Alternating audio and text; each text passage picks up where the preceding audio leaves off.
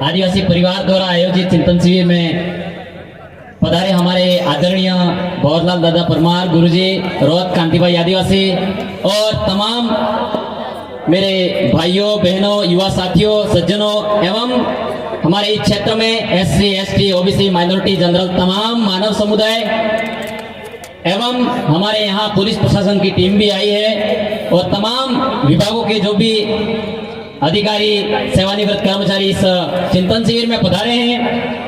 आप सभी का मैं हमारे उदयपुर जिले के खेरवड़ा तहसील से आदिवासी बाहुल्य क्षेत्र से आपके देवला को बहुत बहुत जोहार नमन करना चाहता हूं क्षेत्रवासियों को। साथियों, हम लोग आदिवासी परिवार की चिंतन शिविर में आए हैं तो क्यों ना हम कुछ एक छोटी सी जानकारी आपके बीच में रखना चाहेंगे कि हम लोगों को पता है कि हमारे समाज के साथ में क्या समस्या हो रही है और हम इस समस्या के समाधान को लेकर क्या करें। बड़ी विडंबना की बात है कि अगर हमारे तन पर कपड़ा नहीं है तो ढकना भी हमारा फर्ज है। हमारे समाज में कोई समस्या है तो उस समस्या का समाधान करना भी हमारे पास में होना चाहिए। यानी कि आदिवासी जो जीवन शैली है और आदिवासी जो लोग हैं हमेशा इस पूरे विश्व कल्याण और प्रकृति कल्याण की सोच रखने वाले लोग हैं। यानी कि प्रकृति की कैसे हमारे जो आदिवासी लोग हैं, जो बारिश ज्यादा आ जाती थी पहले जमाने में, अभी तो मौसम जलवायु का थोड़ा अंतर होने के कारण बारिश नहीं आ रही है। पहले जमाने में बारिश बहुत ज्यादा आ जाती थी तो उसको रोकने के लिए भी हमारे आदिवासी जो लोग थे, मुखी और जो वहां के मेट कोटवाल, वो पूजा करते थे और बारिश को रोकते थे। ये हमारे पुरखों से हमने सुना है। और बारिश नहीं भी आती थी तो बारिश को लाने के लिए भी गांव के लोग एकत्रित होकर के गीत गाते थे और गीत गा करके बारिश को लाने की प्रक्रिया को अपनाते थे। उसके बाद में बारिश आती थी। यानी कि पूरे विश्व के जीव जगत को बचाने के लिए मात्र इस प्रकृति पर अगर सोचता है जीवन हित के लिए तो वो आदिवासी कौम सोचती है, उसके अलावा कोई नहीं सोचता। मैं ये कहना चाहता हूँ। इसलिए अगर यहाँ हम पेड़ पौधे बचाएंगे, अच्छी सुरक्षा करेंगे, जल जंगल जमीन को बचाएंगे तो हमारे भारत को ही और भील प्रदेश को हवा मिलेगी, ऐसा नहीं है। यहाँ से हवा पाकिस्तान भी जाएगी, पाकिस्तान की हवा यहाँ भी आएगी, यहाँ से हवा थाईलैंड, मलेशिया, रूस, ब्राजील, इटली जहाँ भी जाएगी शुद्ध हवा जाएगी। इसलिए आप सभी का परम कर्तव्य है, हम लोगों को जल जंगल जमीन की रक्षा करनी है और पेड़ पौधों को बचाना है। पेड़ पौधे अच्छे रहेंगे, प्रकृति अच्छी रहेगी तो चैन सुकून से हम लोग सांस ले पाएंगे, तब जाके हम लोग बचेंगे मेरे साथियों। यानी कि पूरे प्रकृति कल्याण और लोगों के लिए बात है ये। और समस्या यहाँ आ रही है हमारे इस समाज में और इस क्षेत्र में। हमारे जो लोकतंत्र में नुमाइंदे जाते हैं, वार्ड 5 MP, MLA, MLC, जो लोकसभा और विधानसभा में जो बिल बनते हैं, उस बिल पर अगर उनके ही समाज को नुकसान होता है, किसी भी जीव जगत को नुकसान होता है तो भी चुप बैठते हैं। ऐसा नहीं करना है। हमें बड़ा फक्र होता है जिस दिन हमारी राष्ट्रपति द्रौपदी मुर्मू जी शपथ ग्रहण की और बनी, तब हमें बड़ी खुशी थी कि हमारी आदिवासी महिला राष्ट्रपति बनी है तो हमारे जरूर हमारे उत्थान के लिए सोचेगी। लेकिन ऐसा नहीं हुआ।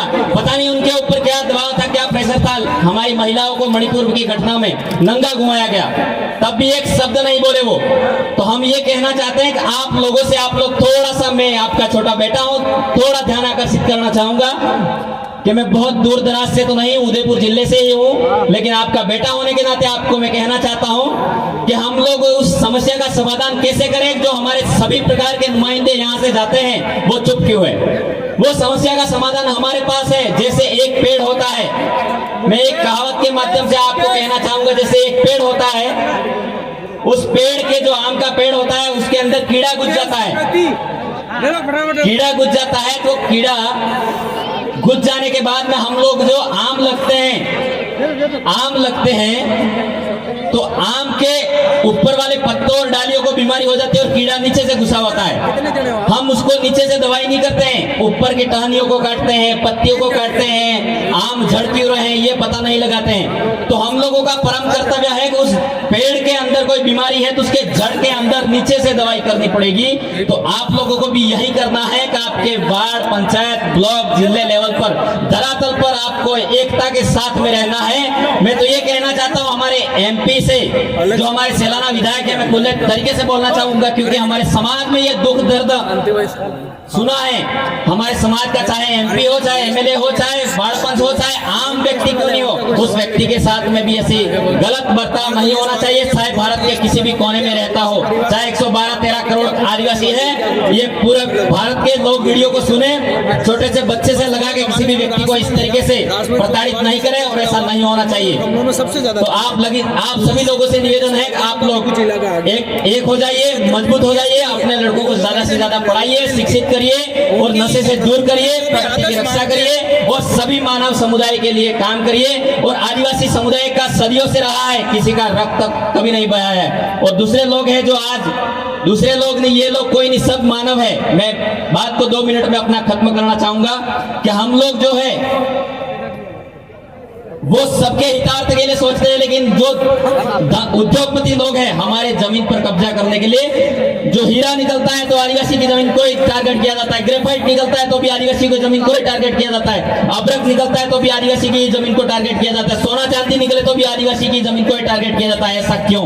तो आप सभी से मेरे भारत देश के जितने भी एमपी एमएलए हैं उनसे निवेदन है, आप अगर सच्चे लोकतंत्र में सच्चे नुमाइंदे हो तो आप इस हमारे जो आदिवासियों पर, भारत के आदिवासियों पर जहां जहां जमीन है वहां समस्या आती है तो आप लोकसभा में और भारत की महापंचायत दिल्ली में भी और राजस्थान की महापंचायत जयपुर में भी आप ताल ठोक कर कहिए ये हमारे विकास के लिए हमारे जमीन में ऐसा नहीं किया जाए, खदान नहीं करी जाए, हमारे लोगों को विस्थापित नहीं किया जाए, ऐसा आप बोले।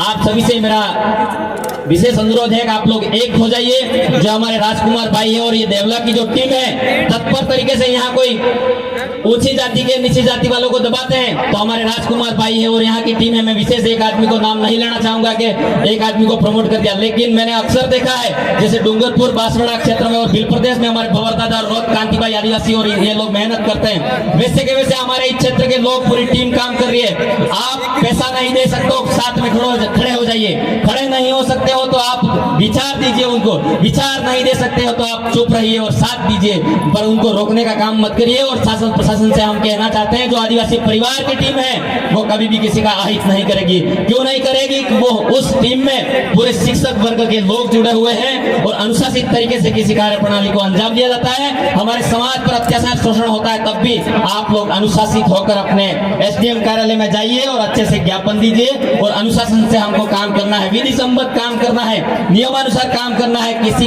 को कानून को हाथ में नहीं लेना है। आप लोग अपनी अपनी जिम्मेदारी से हमारे आसपास जो भाई टीम में काम करते हैं उनका साथ दीजिए और निश्चित तौर पर हमारे जो विधि सम्मत हमारे पुरखों की मांग थी दिल्ली प्रदेश की वो बनकर रहेगा और हम हमारे हक भी अब हमारे होंगे, जल जंगल जमीन भी हमारा होगा और हम लोग सहन सुकून से सांस ले पाएंगे।